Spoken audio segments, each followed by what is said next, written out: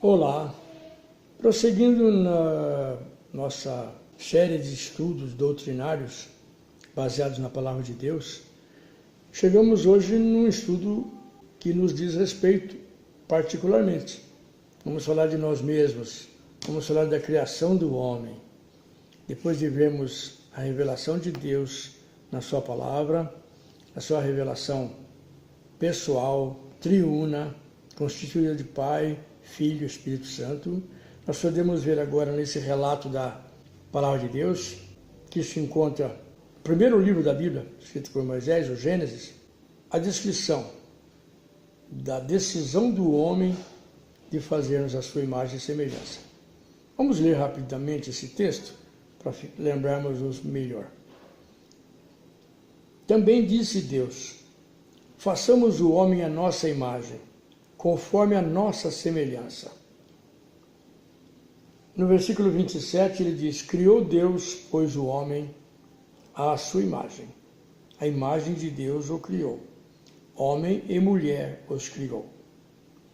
Então esta nos mostra Deus falando até no plural, aquilo que eu disse sobre a Trindade, em comunhão, Pai, Filho e Espírito Santo, decidindo criar o homem à sua imagem e semelhança. E nós podemos ver depois no versículo 7 do capítulo 2 do mesmo livro de Gênesis, a formação do homem. Então formou o Senhor Deus ao homem do pó da terra, e lhe soprou nas narinas o fôlego da vida, e o homem passou a ser alma vivente. Isso é interessante, porque antes disso, Deus tinha criado o universo, criado toda a vegetação preparatória para a vida, e então ele criou várias qualidades de vida, no ar, as aves, na terra, os animais que rastejam pela terra, e nas águas, todos os peixes do mar. Todos ele mandou que viessem à existência e eles vinham à existência, formavam-se. Mas no caso do homem, Deus usou o pó da terra que tem a composição de todo o nosso corpo humano em si, reino mineral.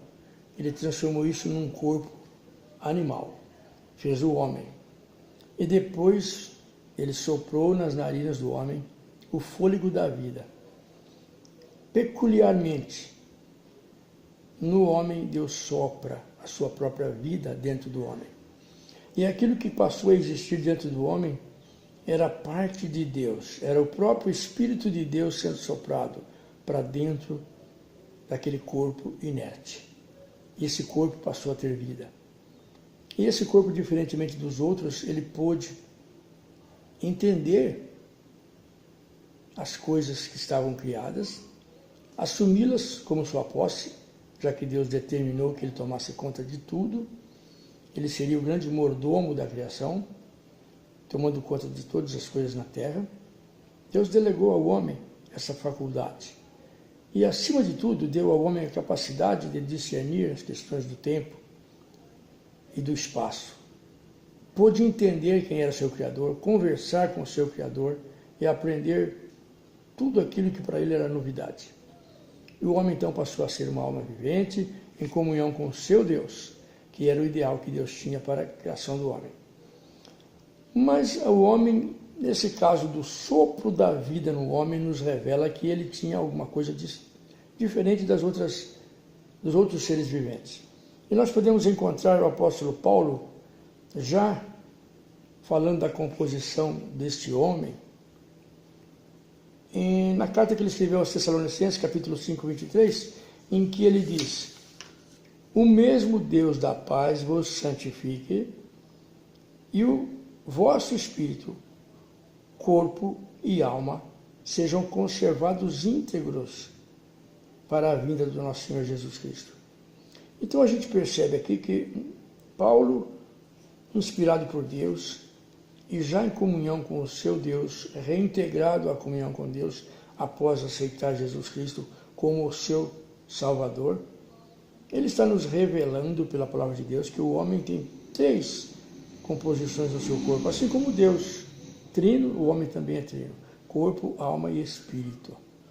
Mas o que foi? Nós sabemos que o homem morre, mas ele não foi criado para morrer. Lá no Gênesis a gente entende que Deus disse a ele que ele poderia comer de todas as coisas que ele encontrasse ali naquele jardim onde Deus o colocou. Mas o Senhor lhe deu uma ordem que ele deveria estar bem atento. Disse Deus ao homem: de toda a árvore do jardim comerás livremente, mas da árvore do conhecimento do bem e do mal não comerás, porque no dia que dela comeres, certamente morrerás. E o homem, instigado pelo inimigo, que Deus permitiu que o tentasse para ver se ele iria preferir obediência a Deus ou ouvir as más companhias, que Eva já andava pelo jardim com aquela que se incorporava na serpente. Ele questionou a Deus. A serpente, mais sagaz do que todos os animais, perguntou a Eva: Deus disse para você que você não pode comer de toda a árvore do jardim? A Eva disse: não, eu posso comer toda a árvore do jardim, somente aquela que está no meio do jardim. Eva disse a ela: dela não comereis, nem nela tocareis. Mas Deus só queria que não comesse, não proibiu de tocar. Então a mulher já começou a inventar alguma coisa e adicionar à palavra de Deus, como hoje em dia os homens fazem. Usam a palavra de Deus como pretexto, mas acrescentam coisas que Deus não falou e adulteram a palavra de Deus. Assim, a mulher, em conversa com a serpente, ouviu dela que você não está entendendo direito. Deus não quer que você coma e conheça o bem e o mal, porque seus olhos vão se abrir. E aí você vai ser como Deus. Você vai ter todo o potencial divino de poderes, de conhecimentos, sabedoria. E a mulher, tentada por esta palavra, de que ela poderia ser melhor do que já Deus tinha feito ela, vendo a mulher que a árvore era boa para se comer, bonita, agradável aos olhos, e a árvore desejável para dar entendimento, tomou-lhe do fruto e comeu, e deu também ao seu marido, que foi e comeu. Então os dois acabaram sendo culpados. O homem porque aceitou da mulher experimentar a fruta que Deus disse a ele que não comesse. Então todo este problema simplesmente para dizer que o homem não estava apto para ficar na presença de Deus ainda. Ele ainda questionava Deus, ele ainda poderia pôr Deus em dúvida e criar problemas futuros. Então o teste foi realizado e o homem não passou. Em seguida, Deus apareceu no jardim para conversar com eles, e eles, já sabendo que tinham cometido um erro, se esconderam de Deus. Mas Deus os chamou, conversou com eles e explicou que ele, por causa daquilo, ele iria morrer. E por causa daquilo, ele iria ter dureza na sua vida. Do suor do teu rosto comerás o pão de cada dia. E a mulher teria problemas na sua gravidez, no seu parto, teria dores. Tudo então seria humanamente difícil para o ser humano. Que daí para frente, logo em seguida, Caim mata Abel, já com o pecado da inveja, do orgulho latente no ser humano. Começou a epopeia humana de ódio, violência, desamor, e as civilizações contam a história dessa aventura humana. Civilizações que apareciam, ascendiam, chegavam a um topo de desenvolvimento, mas por causa do seu pecado, por causa da sua maldade, acabavam sendo destruídos e reduzidos à servidão por um ou novo povo que surgia no horizonte. Essa foi a história da criação do homem com a sua queda. Mas Deus não deixou o homem sozinho. Ele dá, inclusive, uma promessa ao homem de recuperação do homem, dizendo a ele que ele iria trazer da semente da mulher alguém que iria desfazer o mal que a serpente havia feito na humanidade. Este homem viria, assumiria uma humanidade e, achado humano, tomaria o lugar do homem e morreria a morte que era devida ao pecador.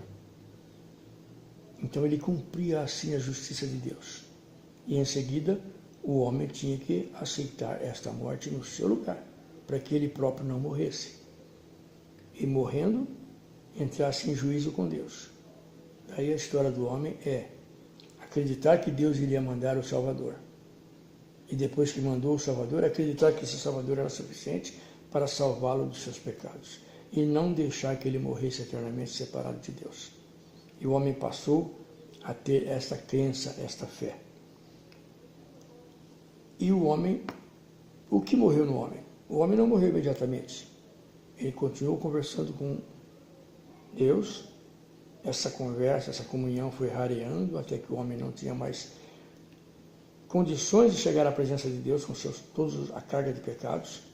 Deus teve que destruir o homem pelo dilúvio para começar de novo com alguém que estava submisso a Deus, que era Noé. E com Noé começou-se de novo a raça humana a crescer. Mas de qualquer maneira, como Deus previa, o ser humano iria sempre cair no orgulho, na violência, no ódio. E Deus tinha que realmente trazer alguém que substituí-lo-ia na morte que ele precisava sofrer. E Jesus Cristo sofreu essa morte por nós. E por isso hoje nós podemos voltar a ter a nossa comunhão restituída com o nosso Criador, através de Jesus Cristo.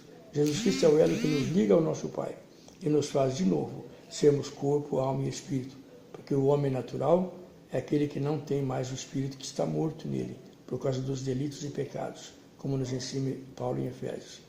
Mas quando o homem volta-se para Deus e crê no seu Filho, Jesus Cristo, que pagou seus pecados na cruz, o homem volta a receber a comunhão com o Espírito de Deus no batismo espiritual, e o seu espírito é ressuscitado com Cristo. E o homem volta a ser um homem espiritual, com corpo, alma e espírito. Este agora sim, podendo ler a palavra de Deus, ter a luz do Espírito Santo e com seu próprio espírito ter comunhão com Deus. Esta é a história da criação do homem, sua queda por causa do pecado, mas a sua restituição através de Jesus Cristo, nosso Senhor. Na próxima lição nós iremos ver como acontece essa restituição, o resgate do homem morto em seus delitos e pecados. Até lá.